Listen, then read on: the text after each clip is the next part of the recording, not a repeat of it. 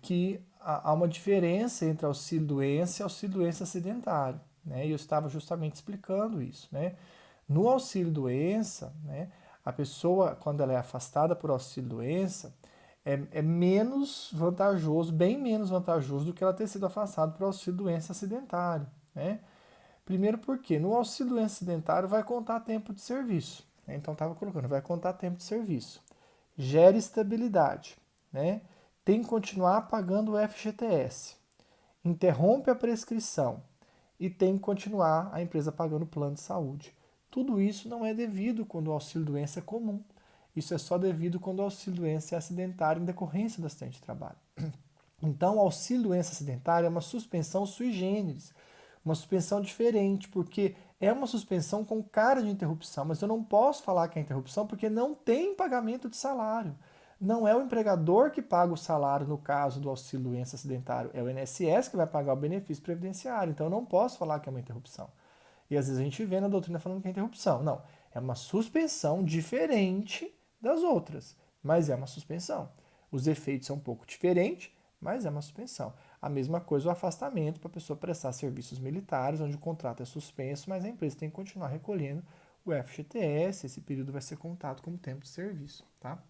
Então aí nos slides de vocês, eu coloquei para vocês, no slide, outras observações, como por exemplo, o artigo 476A, ele fala que existe a possibilidade do empregado fazer cursos de entre 2 a 5 meses, então ele sair da empresa, parar de trabalhar, para fazer um curso de qualificação entre 2 a 5 meses. Nesse período que ele está fazendo esse curso de capacitação, de 2 a 5 meses, a empresa não pode demiti-lo, se demiti-lo vai ter que pagar um salário em dobro de indenização, né? E neste período o contrato está suspenso porque a empresa não é obrigada a pagar o salário nesse período. Isso é comum, às vezes acontecer, eles chamam de layoff. A empresa faz um acordo com o sindicato, né? O Estado brasileiro acaba pagando esse período, esses salários desse período para o empregado, e com a condição desse empregado frequentar cursos de capacitação, né, que o Estado vai fornecer para ele, vai realizar, e ele tem que ter uma quantidade de frequência, tudo, e aí o contrato fica suspenso, o Estado banca, né, esse salário dele, é como se fosse uma prévia, uma antecipação do seguro-desemprego. Isso nós tivemos na crise que nós passamos ali em 2015, 2016, aconteceu muito isso, né? As empresas, para não demitirem, fizeram esses acordos com os sindicatos, o Estado então antecipou o que seria o seguro-desemprego, e nesse período de suspensão o empregado ficava fazendo curso de capacitação, né? Então é suspensão por quê? Porque não é o empregador que vai pagar o salário nesse período, só que o empregador não pode demitir o empregado nesse período. Gente, quando o contrato está suspenso ou interrompido, não pode ocorrer demissão. Coloque isso na cabeça de vocês. A não ser que ocorra uma falta grave, uma justa causa, uma coisa muito séria. Senão, não pode. Então, se o contrato está suspenso ou se ele está interrompido, não dá para mandar embora, tá?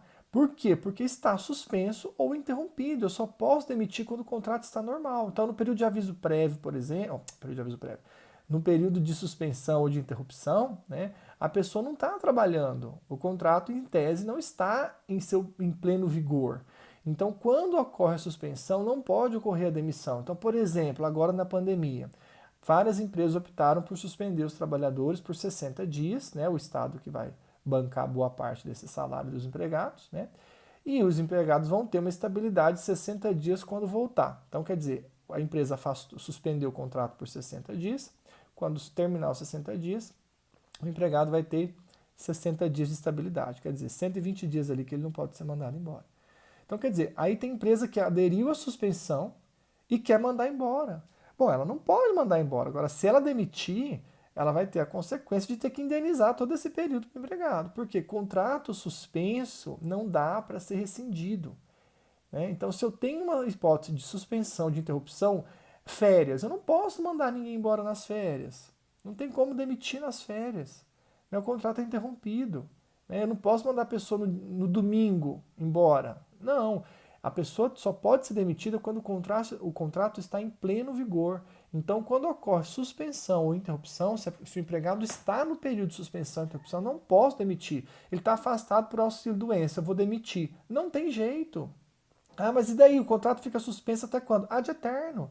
Isso é o tema do segundo slide aí, ó, da súmula 217 ou 160 do STF. Qual súmula que prevalece? Né? Questão duvidosa.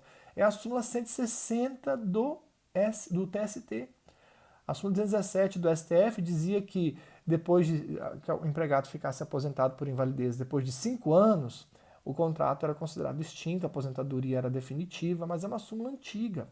A súmula 160 do TST diz claramente: se o empregado for afastado por aposentadoria e por invalidez, o contrato está suspenso porque ele está aposentado por invalidez, mesmo depois de 5 anos, se essa aposentadoria cessar, o empregado tem o direito de voltar a trabalhar.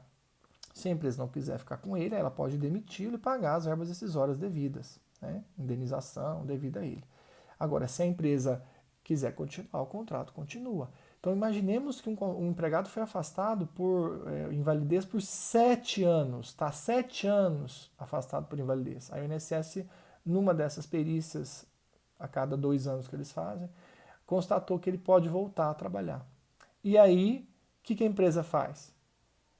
A empresa escolhe se ela quer continuar com ele, né? Ou se ela quer demiti-lo, aí ela pode demitir. Agora, durante esses 7 anos que o contrato está suspenso, ela não pode demitir, ela não pode rescindir com ele, entendeu? Ah, professor, mas isso é horrível. É horrível, fica totalmente inseguro, não consegue ter a rescisão contratual, porque a regra no Brasil é essa.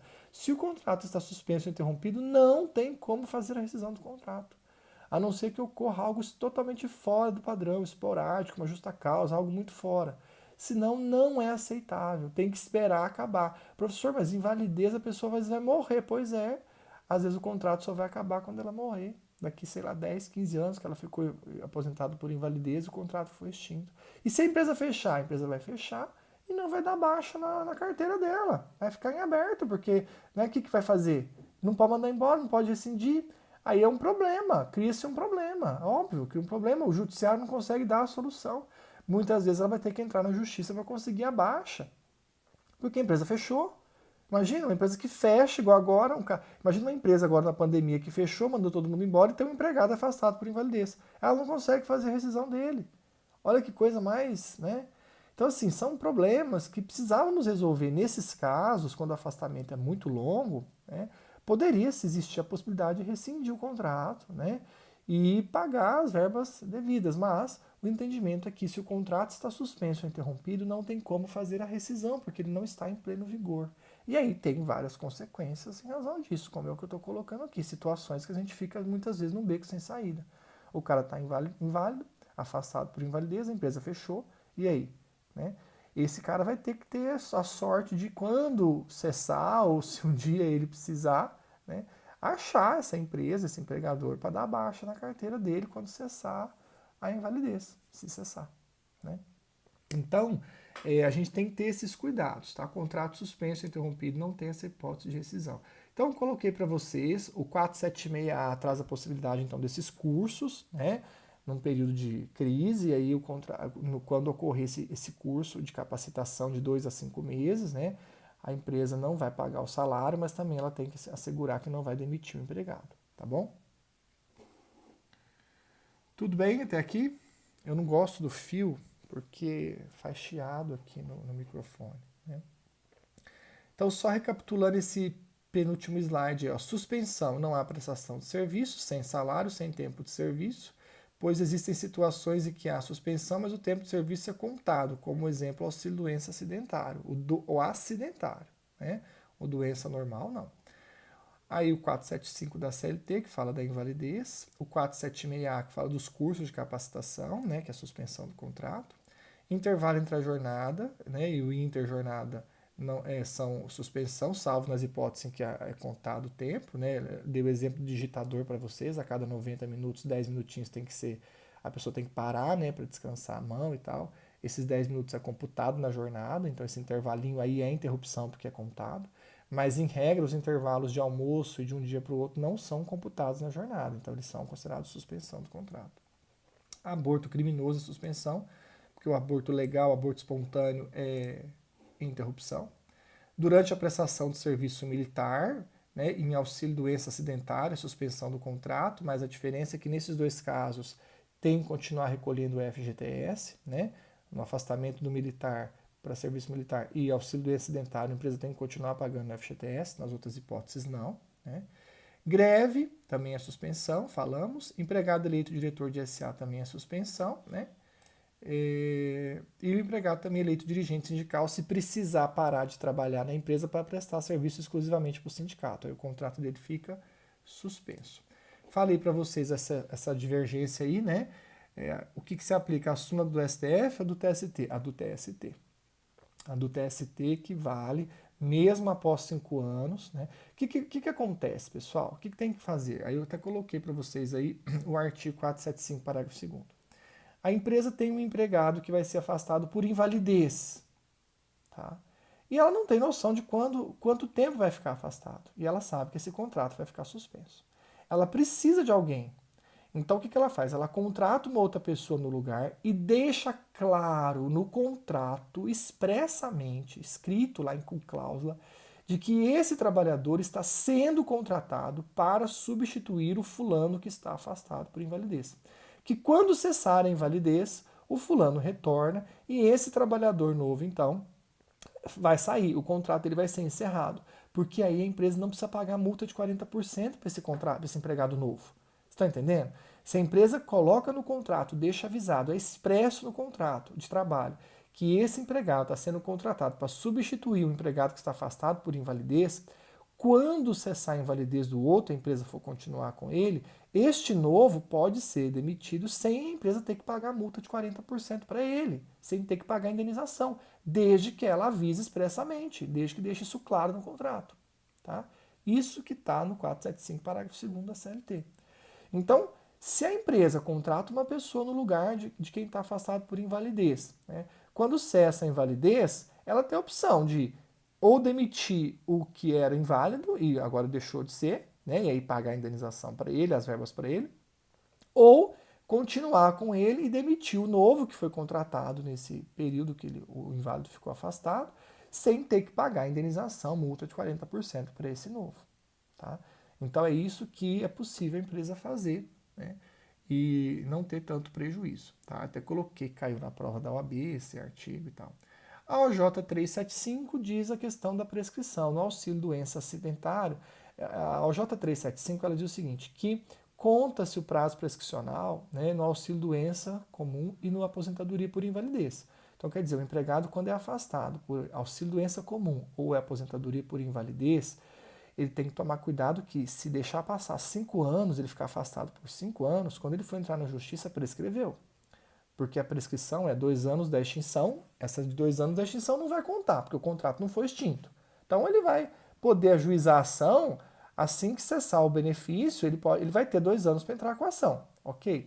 Mas ele tem 2 anos para ajuizar a ação e reclamar os últimos 5 do ajuizamento. Então imagina só, o cara ficou afastado por invalidez por 6 anos, ou por auxílio doença comum, sei lá, por 6 anos. Aí ele vai cessar, ele vai ter 2 anos para entrar. Aí ele entra, vai voltar os últimos 5 do ajuizamento. Bom, se ele ficou 6, volta 5, ele já não tem direito a mais nada. Entendeu? Só no auxílio doença acidentário que não conta esse período que ele ficou afastado. Esse período de prescrição aí não é contado, ou seja, quando ele se afasta, para de contar a prescrição quinquenal. Então ele ficou 6 anos afastado por auxílio doença acidentário, ele vai ter 2 anos para reclamar. Quando ele reclamar, ele vai pegar os últimos 5 anos, mas do dia que ele se afastou vai voltar a 5 anos. Né? Então, por isso que o auxílio doença acidentário dá mais tranquilidade para a pessoa pensar em propor uma ação. Mas o auxílio doença comum e a aposentadoria por invalidez, se o trabalhador tem direitos a receber, ele tem que ajuizar a ação logo. Né? Mesmo que o contrato ele está em vigor, né, ele não vai conseguir extinguir o contrato, mas vai conseguir receber as verbas trabalhistas que a empresa não pagou. Por quê? Se ele não fizer isso agora, daqui 5 anos vai prescrever. Porque se ele está por auxílio doença comum ou invalidez, a prescrição quinquenal está contando. Só na doença acidentária que ela para de contar quando ele se afasta.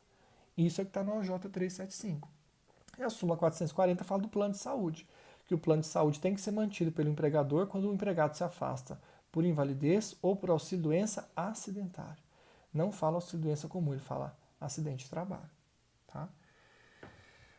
O cuidado, o 476A nós já falamos, né, que é o curso. O artigo 473 eu já comentei com vocês, né? Eu só quero tentar achar essa súmula 46 aqui. Súmula do TST. Súmula do TST. Súmula do TST 46. Deixa eu só ver o que ela fala aqui. As faltas ou ausências decorrentes de acidente de trabalho não serão consideradas para os efeitos de duração de férias e cálculo de gratificação natalina. Ou seja, quando o empregado falta em decorrência de acidente de trabalho, ele não vai ter nenhum prejuízo. Essas faltas são justificadas, é isso que ele quer dizer. Quando o empregado falta e foi em decorrência de acidente de trabalho, essas faltas são consideradas justificadas. Elas não vão atrapalhar a contagem de férias, né? E nem recebimento de 13º. Porque vocês vão ver quando a gente for estudar férias no semestre que vem, que se o empregado faltar mais de 5 vezes injustificadamente no ano de aquisição de férias, ele começa a perder a quantidade de dias de férias. Né? Então é isso que a súmula quer dizer. O período que o empregado fica afastado em decorrência de acidente de trabalho não gera nenhum prejuízo na hora de calcular as férias do 13º, é isso. Ou seja, seria justificável esses afastamentos. Tá? Então é isso. Interrupção, suspensão é isso. Com esses detalhes todos, né? Lembrar que suspensão do contrato, né, não tem trabalho, não tem contagem de tempo e não tem salário. Interrupção não tem trabalho, tem contagem de tempo e tem salário. Né? Tem as exceções aí que a gente viu de suspensão, que é suspensão, mas tem carinha de interrupção, né? E então tem que ficar atento com esses detalhes, principalmente essa diferença, gente, entre auxílio-doença comum e auxílio-doença acidentário, né? Vocês viram que dá muita diferença. Por isso que os empregados muitas vezes brigam na justiça para que o judiciário reconheça a auxílio-doença acidentário, que foi o afastamento decorrente de acidente de trabalho. Porque gera muita coisa diferente, né? Ó, FGTS no período, plano de saúde continua sendo pago, estabilidade, a prescrição para de correr e a contagem do tempo. Então, assim, isso faz muita diferença, tá bom? Mas não deixa de ser uma suspensão, só que sui generis. É isso. Qualquer dúvida, vocês mandam por WhatsApp. Então, essa aula vão ter 2 vídeos, tá? Porque o primeiro acabou o som do microfone, então eu cortei. Então, vai ter o segundo vídeo agora, tá bom? Então, suspensão e interrupção do contrato, era isso que eu tinha para falar para vocês. Qualquer dúvida, manda no WhatsApp. Até mais.